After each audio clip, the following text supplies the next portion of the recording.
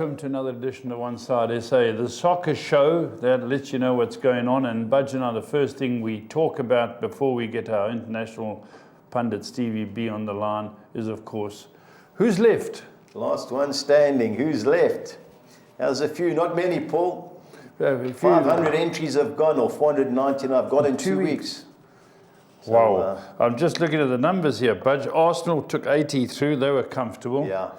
Aston Villa were comfortable, 41. Man United... Very lucky, Paul. Very lucky. Things weren't going their way. They weren't playing well. No.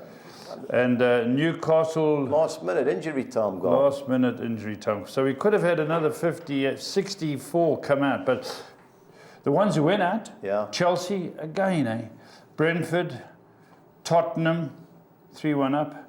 Wolves, Southampton, and Leicester City. Okay, so, but let's look at the 12 ladies through. Yeah. Tracy Noel, Tennille Werners, Catherine Armstrong, she's always there. Julie Usher, another one we see a lot of.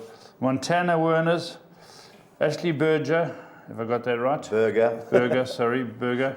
Yvonne Barensa, Holly Lafferty, I think she's a certainty. Sam Cooper. That's Roger's wife. Sam Cooper Bull. Yeah. Okay. Michelle Tovey, another one who normally gets much further than her husband. Sue Miller and Janice Lafferty. So the family conflict, Paul. If one of them win it. Yeah. International still, and always very good. Yeah. Okay. Francois Demy, solid. Yeah. Greg Bardnost, where's he living? He's in Holland. Holland, okay. Netherlands, yeah. Gary Spencer, where's he living? He's in the UK. Okay, still in the chocolate game? No, I don't know if he is in England, but he'll be eating it, no doubt. Joshua Gallard, yeah, Josh is in the Emirates. Tony Cass, where's he? He's in Mauritius. Neil Horsman's in London. Yeah, Twills. Dakota Horsman. Yeah, London. That's Ark's son. Yeah. You call his son Dakota? Yeah. Not his daughter. Oh, I thought Dakota. No, Dakota Fanning's an actress and it's a girl. Okay. So I think he's pulled it off her. So, sorry, these transgender things we can get wrong. Andrew Riddell, Tubbs, Texas and London. Yeah. Stephen Byrne, middle of my brother, can you UK. believe it, survived 2 rounds. Shay Scott. Yeah, that's Roger Scott's son. He's in London. Okay. Micah Bird, he's in UK. Kevin Power. Kevin Power's a Fulham guy. He was at the game on Sunday. Sent me the clips when they were singing. We're going to Wembley. Fulham, so Kevin Ferry's in the Caribbean. Yeah, and I think Mark Ferry, Caribbean. Paul, that could be anywhere. They're on the yacht somewhere. Yeah, on the yacht, so it could be anywhere. Performance of the round. Mark Morgan and Gary Ferry. Yeah, well, Gary had all these picks on Aston Villa. He had 3 picks all on Aston Villa. I thought it was brave. And Mark had 3 winners, all different teams. Very good. So well played to the boys. Special mention. Yeah. Andrew from Boston. Yeah, again. Well done. Hassan Mole. Yeah. Mark Curry. These guys are the serious players. They're always involved, no? Tace Statler. Yeah. And Craig Ferry. Yeah, well done. 100% records with, not difficult picks, but to nail your colours to the mast on one team. Yeah, it's not easy. Not easy, It's a Melly Sewell trick. Yeah. Right. Stevie B, is he about? I don't know, you think he's recovered from Sunday? Well, I don't know. Mitrovic must have caused him a bit of heartache. Steve, are you about?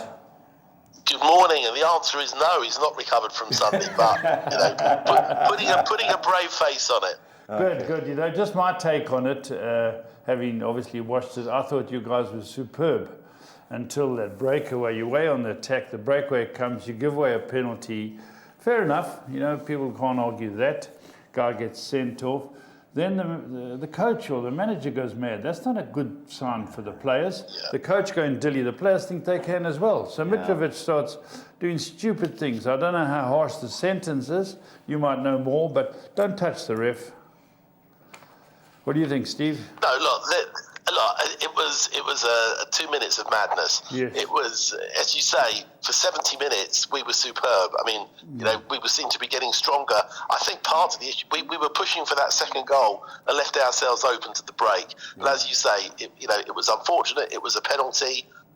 We're going to be down to 10 men, and you're not out of the game. But obviously, Marco Silva lost it, and then Mitrovic, who I know was frustrated because he'd had 2 penalty appeals turned down in the first half, and it just, he just had a mad moment. But there is no question he will get a heavy penalty. sadly, because he, having already sort of been in the ref's face, pushed the ref, and then carried on and said he was dragged away. So, but the press here have been going so over the top. Yeah. But I'm not sure when the hearing will be, but maybe things have calmed down a little bit. But I suspect it's going to be somewhere. It will be the largest ban handed out this season by far to anybody. So, it just makes you wonder what went through his mind at that moment in time, because the tie was over. The minute that we were down to 9 men, United were always going to score a second. The fact they only got a third right in the last minute made it closer than it was. But it was a shame, because it was a great cup tie.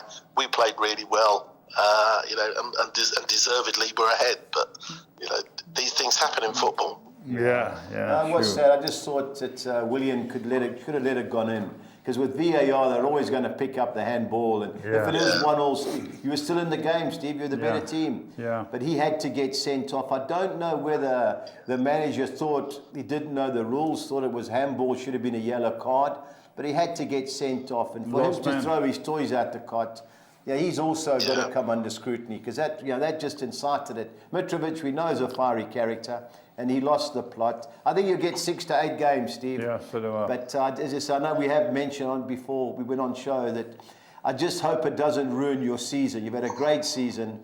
It has put a dampen, obviously, for the supporters. But next week's a big game for you, Bournemouth away. I just hope you can get back on track. I think it's certainly taken the gloss off the season. Yes. And, we'll be, and that match will be remembered for all the bad things, not the 70 minutes where we played so well. It would be a shame if our season peters out and we start, as I suspect we just start slipping down a little bit and don't pick up that many more points. Thankfully, we are sort of 15 points clear of the bottom 3, so we really have to have a complete implosion. But I think maybe the club, in some respects, it might make the rest of the players who aren't suspended make them fight a little bit harder. On the basis that I guess they're circling the wagons a bit, and hopefully we'll see a couple of fighting performances. Yeah, you won't go down, Steve. No chance of going down. A few bad results. No chance. You'll win more games. Yeah. Now, talking of another bad result, Spurs, who cost me my last one standing competition. I said last week I changed from Villa to Spurs as my best bet, and I couldn't believe that. Paul, I know you're on all the Spurs groups. Have they had enough of him, the fans, or they're mixed? There's so much out there. Steve must be getting in the press there as well. Firstly, it was disgraceful the way they threw it away. Nowhere do you try and do a double scissors kick to clear a ball in the box. Someone's just got to stick a part of his body in the way. It's a penalty. Whether they contacted him or not, stupid. It's like a lunging tackle. When you go to hurt someone, you miss them, but you'll get carded. Yeah. So I was really disappointed and so on. I thought, so stupid. Second goal, no one marking. They'd just gone to sleep. And then after the game, Conte never went in the change room. He went and spoke to Cellini, or whatever his name is, and they sat in the change room waiting for him, and he never pitched. So he went straight to his press conference. He obviously got a lot of things off his chest. Most of the players agree with what he says. People are playing for themselves, and it's not good enough. But the fallout from that is you have a lot of press who are saying, get rid of him tomorrow. The Carragers and the different pundits saying you got to get rid of him. He doesn't want to be there. His contract's nearly up. International break. And I was interested to see whose names would come forward. From Mason, who works with him. Mason did a very good job. That's right. And then he lost the cup final. I mean, Mourinho wasn't there for that cup final. So he's got a lot of fans. The latest name to go in the hat? Should be Vincent Kompany in my book. No, there's a guy. Is it Thomas Tuchel? Tuchel's a 14-1 shot. Okay. There's another guy over in Europe, I've forgotten his name, also Pochettino's in the 112s, and a new name's come in, and I think he's 100-1. Red wine. Harry Redknapp. Harry Red wine. So the latest article I got, Harry Redwine's going to come back. But they're talking to people. I believe Levy's talking to people.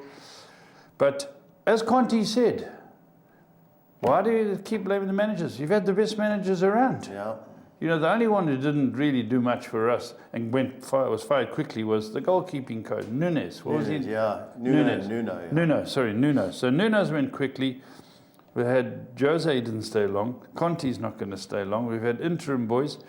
It's like we jinxed. What was it? The curse of the babe or something? Curse of the Bambino. Curse of the Bambinos. So at this stage, we're all sitting waiting to find out. My question is on the Spurs thing is who's signing the players? I was on ESPN the other day and they had this analyst come on. He said, I'll tell you what Spurs' biggest problem is. He said, beginning of the season, they signed a good young player, Jed Spence. Yes. 25 million quality. They had Mac Doherty, and there's what's his name? Everson, I think. Emerson, what's the other guy's name? Emerson. Then they're not happy with Jed Spence. He gets shipped out on loan. Do you know who bought Jed Spence? Who? Perizzi and Levy. So Conte had no say. Conte didn't want him. Okay, well, that's the problem. That's why you wouldn't play him. Okay. If you're not a Conte man, it's the same as Janapur or whatever his name is, the new boy up front, the Dutch boy, doesn't even get 5 minutes. Okay. You know? So they were talking about who bought who, and the guys Conte didn't buy, he doesn't play. Yeah. You know, he wants his type of player. And he signed Porro. He said you shipped Matt Doherty off to Atletico Madrid. You know why? And they said that they had to because of the because of the players. Okay. And then you spend a guy Porro for 30-odd million. So 25 on Spence, 39 on him, 65 million on a right back. Yeah. He said that's the biggest problem with Spurs. Who is buying the players? And you know who we've sold? Two went on to play for England. The Man City right back, the Newcastle right back, and the Southampton right back. Yeah. The little player at Southampton. We sold all three of those for 4 Muppets. But anyway, we Steve, how do you see the Conte thing playing out? Well, look, he certainly threw his toys out the pram in his press conference. But as you know, with managers, he's not going to walk because even though he's not going to stay long term, he wants the payoff. Yeah. So I can't see anything happening until now because I don't think Tottenham will sack him. I think that, and if they do, they know it will cost.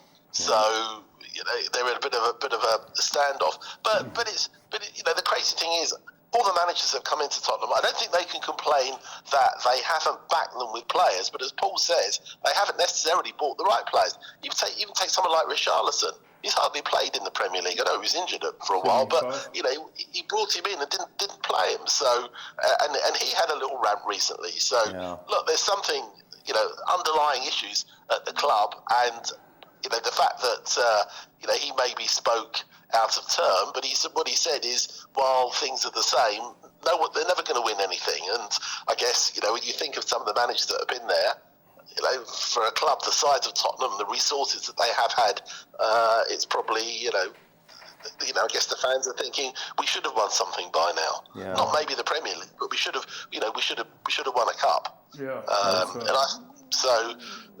But then it was him. He didn't play Harry Kane up at Sheffield. So they wanted to win a trophy. You play your strongest 11 from the start. So it's. So again, they're still, I guess in a way, they're sort of semi-fortunate that, teams have slipped up, like Liverpool slipped up recently because it looked like Liverpool might catch them. Newcastle potentially could catch them. So it's just about almost in their own hands to finish top 4. But, again, if they don't finish top 4, you go out in the summer, it's going to be harder to replace, to find the manager you want and the players you want.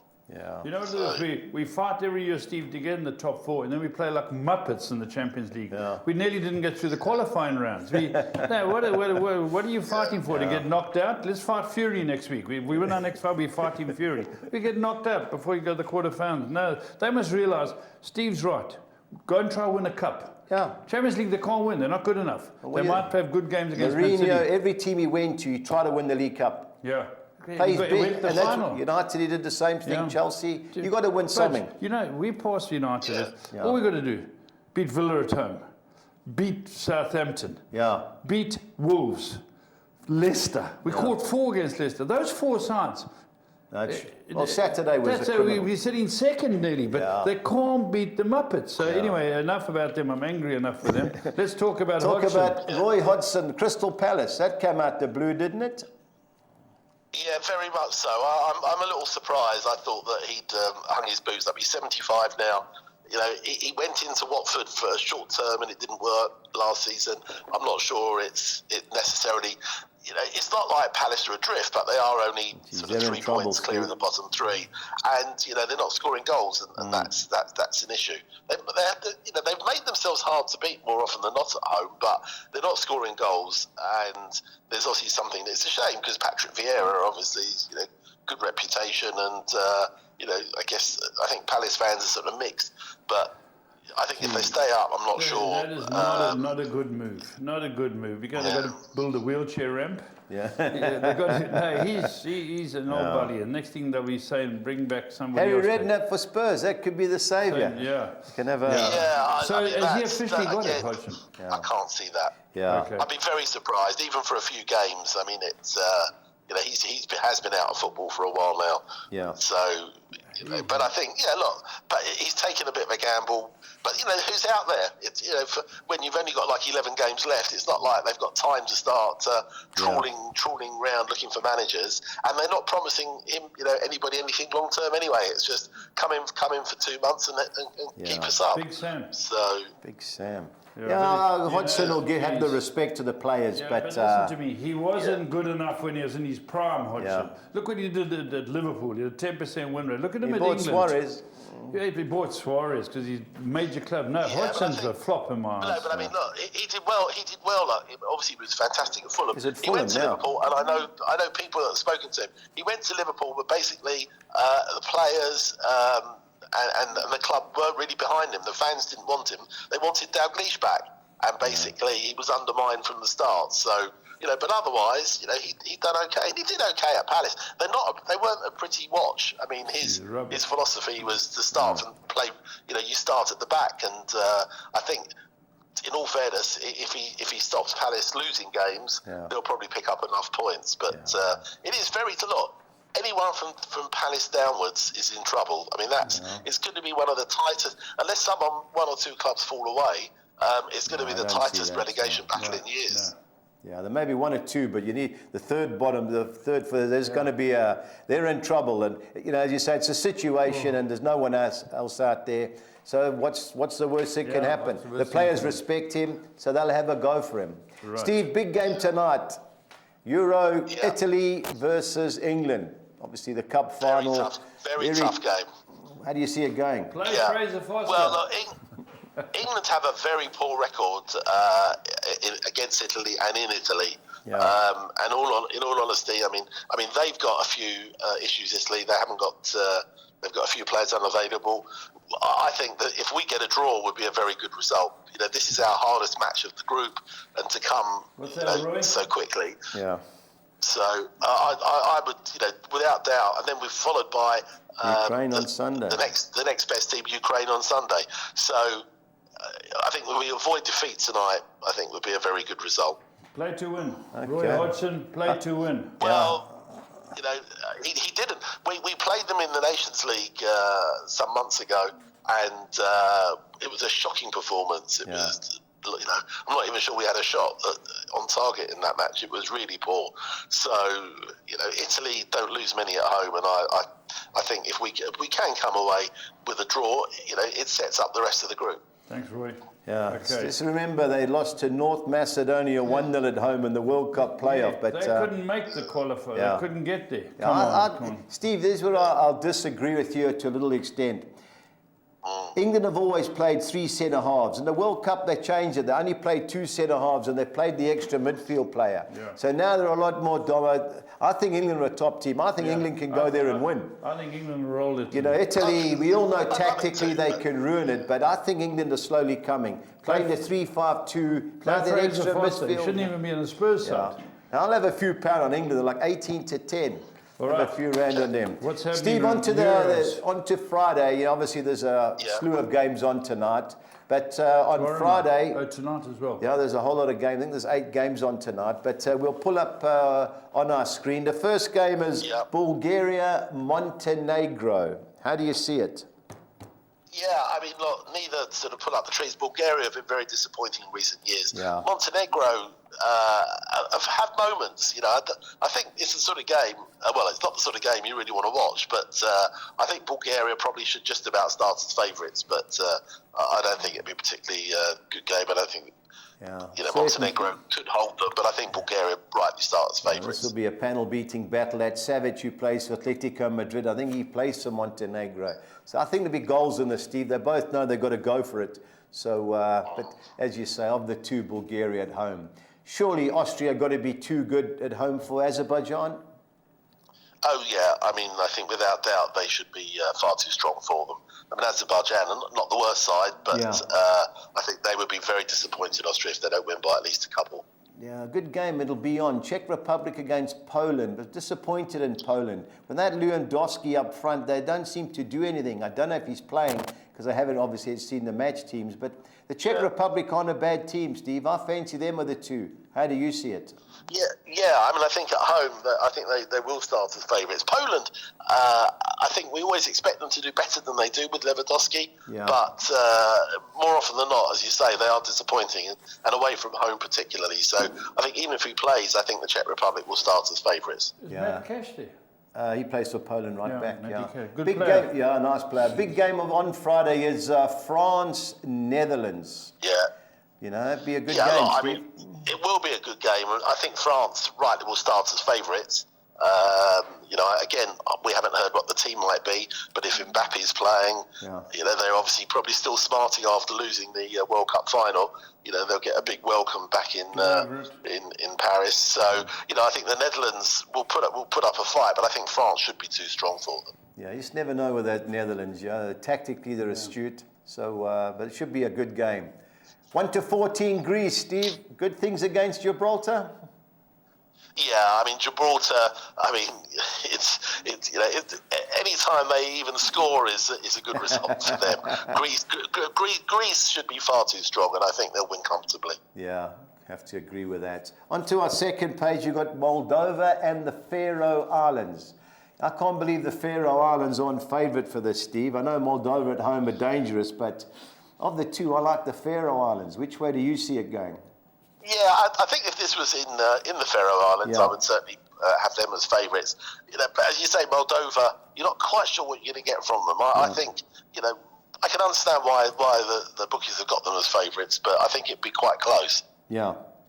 All right, Faroe Islands will be win and draw for me. Serbia with your man Mitrovic obviously going to play. Yeah. Surely they've got to be too strong for Lithuania. Oh, yeah. I mean, I think there's no question that they should be far too strong for them. I mean, Lithuania, not the worst side, but I think at home, Serbia should be too strong. Yeah, no doubt. Another good game on Friday. Sweden at home to Belgium. Good game. Be interesting to see what Belgium lineup they start. They still got the old crew there. I like Sweden to cause an upset here, Steve. Do you agree with me? I do. I really do. Sweden at home are a strong team normally anyway. Yeah. And Belgium really, really disappointed. It makes you wonder whether he's just going to go with the same old players or whether they're going to change things around. I wouldn't be at all surprised if Sweden caused an upset. Okay, Scotland, Cyprus. Scotland are always capable of beating themselves. They shouldn't lose to Cyprus, Steve, but I think there'll be a few goals in this. I think you're right. I think the sort of Scotland, as of now, should win that. The Scotland of a few years ago might have had slipped up at home, but I think they'll be too strong, and I think they should win that Scotland. Yeah, it wouldn't surprise me if Cyprus score first. Steve, Armenia, Turkey. I've watched Armenia. That's Mkhitaryan's team. He's the captain. Turkey have always been teams that are capable, but away from home, Steve, you just can't trust them. Do you? Yeah, I think. I'm not sure I do, but I think that of the two, I think Turkey should be favourites. Yeah. Armenia are not the strongest, and I wouldn't be at all surprised if Turkey go there and get a result, but it will be close. Yeah, totally agree. Another on to Saturday, Belarus, Switzerland. Switzerland always seem to get through to the knockout stages of the World Cup. They're always competitive. 1-5, I think, is a bit short, Steve, but I think they'll win. Yeah, I think you're right. I mean, Belarus at home are not the worst side, but Switzerland, are decent, and they always seem to get through and qualify. I think it'll be a bit closer than the odds show, but I think Switzerland should win that. Yeah, Israel, I've watched them a couple of times. They've done well in the Nations League Group B. They're my best bet of the weekend at a price to beat Kosovo, Steve. How do you see that going? Yeah, absolutely. Me too. It's I think if they got someone like Manor Solomon, the way he comes on and scores for Fulham, I think that they'll be far too strong for Kosovo, and I think that's a decent bet. Fulham, what Fulham? We're talking internationals what, now. Top 7 in the leagues for the Fulham, so give their players a break. Steve, Andorra, Romania. I know Andorra, my cousin goes skiing there all the time. They play in an artificial... He would have if he'd taken his boots. Romania, you just don't know, but Andorra, poor side. Surely Romania have got to get a result there, Steve? Yeah, I mean, I know that Romania have not been strong in recent years, but I can't see anything other than a Romanian win in Andorra. Yeah. How do you see Wales going in Croatia without Gareth Bale? I think that'll be a tough game for them. I mean, obviously, they need to show a better performance than they did in the World Cup. Yeah. But Croatia are strong, and we know a lot of their players, and I think that they probably just edge it. Yeah, Spain too good with the Norway team without Haaland? Why is he not playing? Yeah, they should be. I think that's a big miss for Norway. But this is, two go through in the group, and this is not necessarily the game that they had to win. So I think Spain will be too strong. We'll win that. I just hope Spain get away from this tick-attack where they have 500 passes and have 2 shots on goal. Hopefully they change it up, because I've had a bet in that game. Steve, on to English League One. There has been several postponements due to the internationals. First game, Charlton versus Wickham. Which way do you see it going? I think it'd be quite a close game. I mean, Charlton have probably underperformed a bit this year, and Wickham, compared to the last couple of seasons, are not doing as well. But I think this would be a close game. I can see this going either way. Yeah. But maybe at home, Charlton might just be a little bit too strong for them. Okay, Exeter beat Accrington Stanley. You see that? I think Exeter should be too strong. They're not having the best season. They had a good win last week, but Accrington lost the other night at home. Yeah, to Plymouth. Yeah, to Plymouth. But I think Exeter should win that. All right, Scott Brown, the former Celtic captain's taken over Fleetwood. They stopped conceding goals, and they're on a roll. Steve, I fancy Fleetwood to beat Lincoln. How do you see it? Yeah, they had a really good result at Derby. The other day, one of the shocks of the season in a way, and it was a big win for them. And I think you're right. Lincoln sort of underperformed; they're not that strong away. I think that Fleetwood could start as favourites. All right, the relegation clash between MK Dons and Morecambe. Which way do you see it going? Yeah, Morecambe are struggling. MK Dons have been very disappointing this year since they got rid of since they lost Troy Parrott. I think MK Dons should just edge that. Okay, Morecambe 1 point the last 9 games, so hard to trust them. Hard to trust them. On to the second page, we got the big game, Peterborough Derby County. Should be a close game. Yeah, I think it will be. Peterborough just sort of picked up a little bit. Yeah. Derby were on a bit of a roll. It was a real shock last weekend's result. I think this will be a really good game. Big crowd expected. I think there'll certainly be goals. I mean, they both score goals. I won't be at all surprised if Peterborough get a result there at home. Posh to Portsmouth against Port Vale. I can't catch Portsmouth, Steve. Every time I go for them, cost me a few rand. How do you see them going against Port Vale? Yeah, well, I think they've just turned the corner a little bit. They've just put a few results together. I think their problem is they've drawn far too many. Yeah. But I think this week, they should be a little bit too strong for Port Vale. I fancy a home win.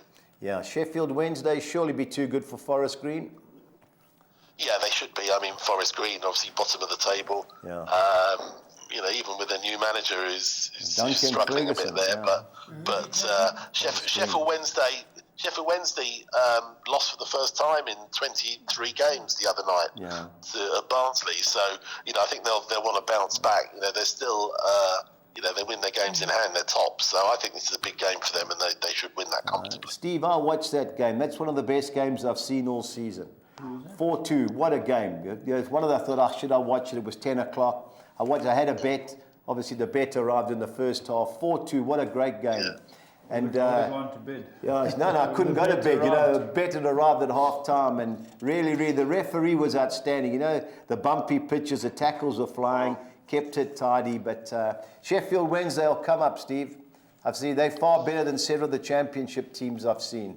But Duncan Ferguson's there. He's got Robbie Savage's son there from Man United. He's hooked. They tailed off. Yeah, they can't win a game. Okay. So that game will be on ESPN. But Sheffield Wednesday all day. Steve, pressure time, best bet and value bet, please.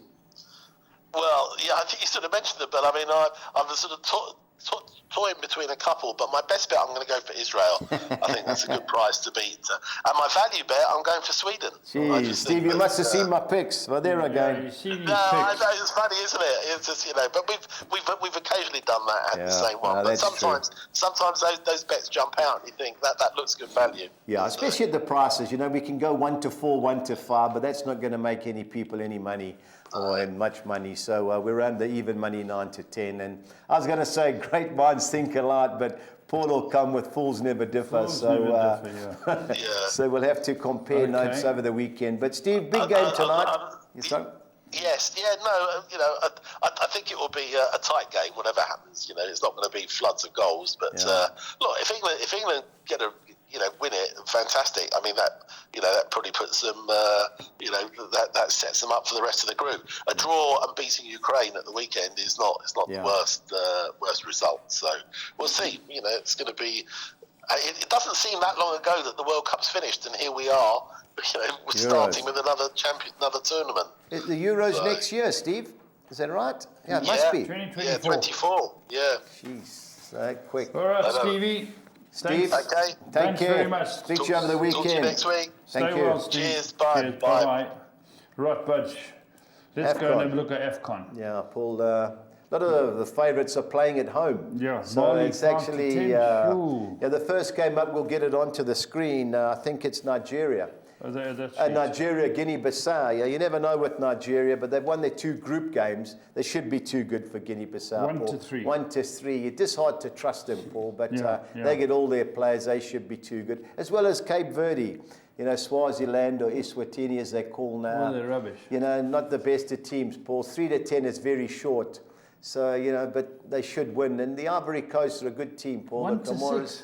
1 to 6. Paul, they're just pricing them out, so people take multiples. Yeah. So obviously you take 5 or 6 teams and away you go. They just short it up. Now South Africa, Paul, we played the FNB 3 to 10 to beat Liberia. Now both teams played Morocco in the first group game and lost. Both lost. Yeah, both lost. We lost 2-1 away. They scored late.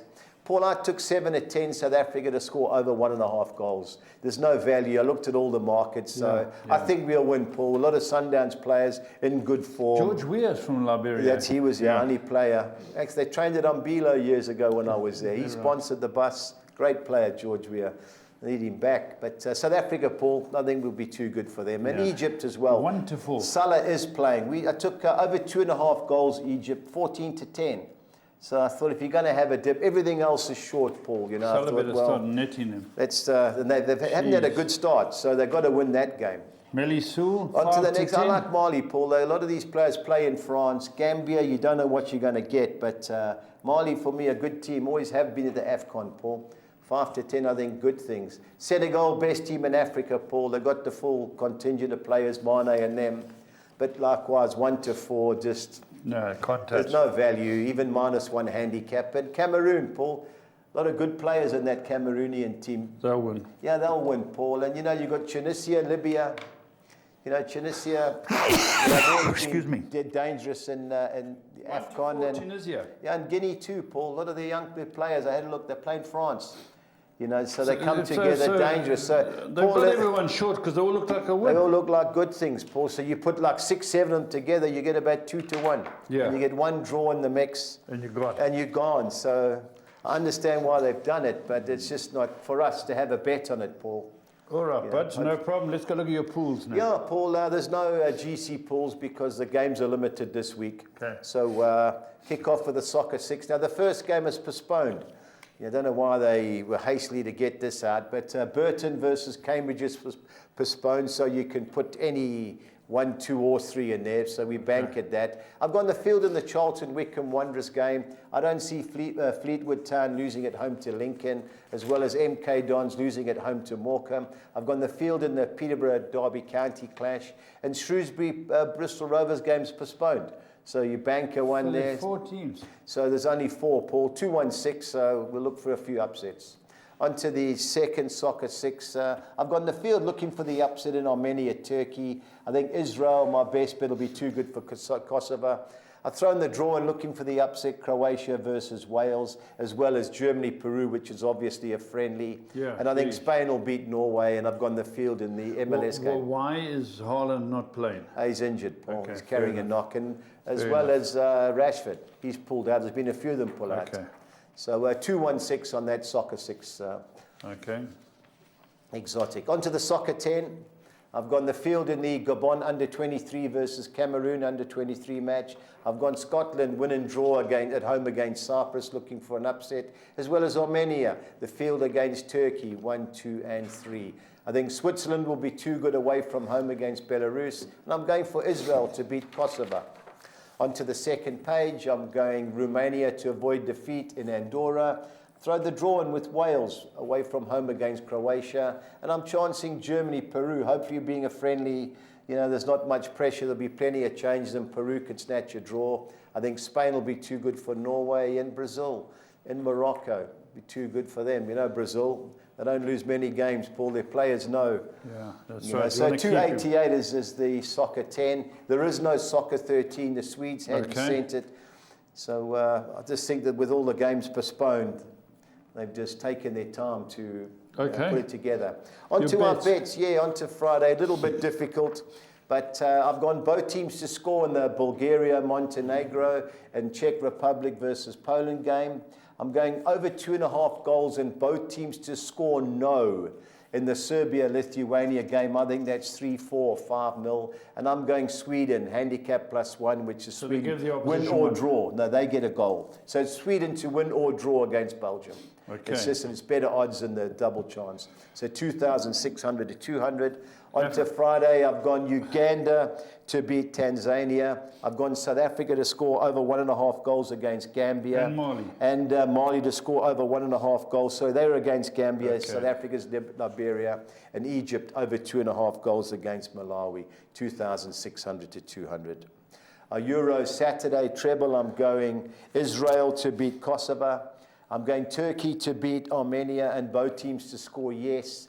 And over 2.5 goals, both teams to score no, which is at 7-2 in the Spain-Norway game. I don't see Norway, especially with that Haaland, Paul. They'll try and park the bus, they'll get exposed. 6,200. I couldn't believe when I entered the bet, the odds. So the bet is placed.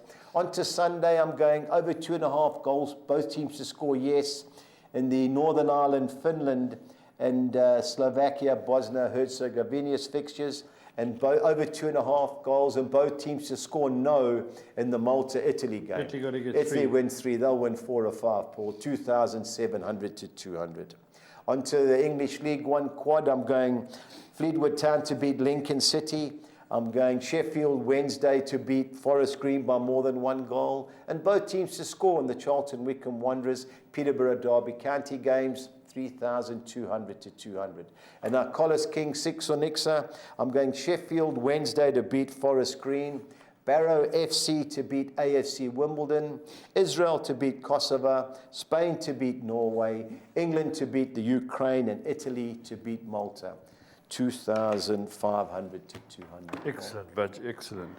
All right, well, that's the story. Don't forget international break, no last one standing. But some interesting games, and keep an eye out. Until next time, stay on side.